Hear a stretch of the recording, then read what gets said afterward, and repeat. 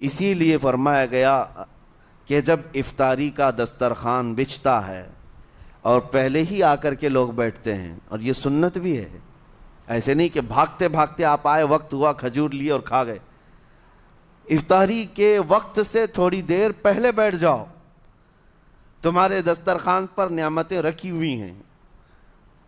پھل بھی ہیں، میوہ جات بھی ہیں، کچھ کھانے پینے کی چیزیں بھی ہیں، ٹھنڈا شربت بھی ہے، دیکھتے ہوئے بیٹھے ہیں آپ، لیکن ہاتھ نہیں لگاتے ہیں۔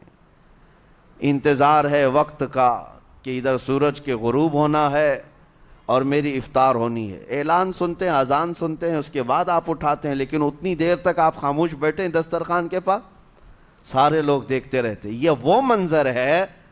جس کو فرمایا گیا رب ذوالجلال بھی اپنے بندوں کو دیکھ رہا ہے، رب تبارک و تعالیٰ بھی دیکھ رہا ہے اپنے بندوں کو، اور سارے فرشتوں کو بلا کر میرا مولا اعلان فرماتا ہے یہ میرے بندے ہیں، دیکھو یہ شام کا وقت ہے، ان کے حلق سوکھ چکے ہیں، ان کے پیٹ میں بھوک کی شدت ہے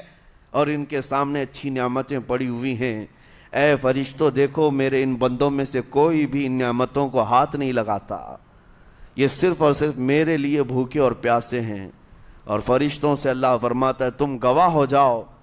ان کی حلق تر ہونے سے پہلے ان کے لیے میں نے جنت لکھ دیا۔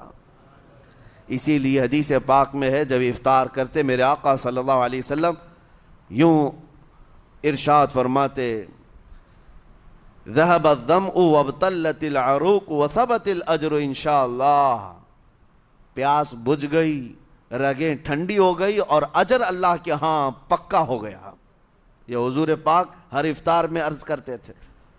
میں آپ کو یہ عرض کر رہا ہوں کہ یہ چھپی ہوئی چیز، اسی کا نام تقویٰ ہے، آپ صرف اور صرف بچے ہیں اللہ کے خوف سے۔ اب سنو حدیث پاک، قیامت کے دن حساب و کتاب ہوگا اور جنت میں جانے کا پروانہ کچھ لوگوں کو مل جائے گا اور سب جنت کی طرف جا رہے ہوں گے۔ اس میں بہت سارے لوگ ہیں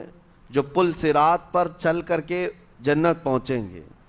اب جب کافی لوگ جنت کے دروازے پر پہنچیں گے، ایک جماعت ایسی ہوگی جو پورے راستے میں کہیں نظر نہیں آئی، جنت جانے کے راستے میں کہیں نظر نہیں آئی، لیکن جنت کے دروازے پر وہ پہلے سے موجود تھے، چلے تھے نہیں چلے تھے کسی نے دیکھا ہی نہیں۔ دوسرے جنتی ان سے پوچھتے ہیں اس جماعت سے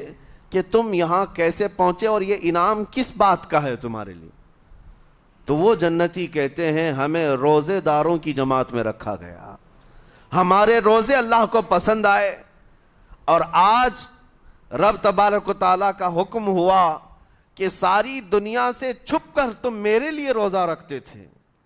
دنیا کو پتہ نہیں تھا تم بھوکے ہو پیاسے ہو، اور اے بندو آج سارے لوگوں کی نظروں سے چھپا کر میں تمہیں جنت پہنچاؤں گا۔ وہ ایک جماعت ایسی ہے جو راستے بھر چلتی ہوئی نظر تو نہیں آئی لیکن جنت میں پہنچ گئی، وہ روزے داروں کی ہے۔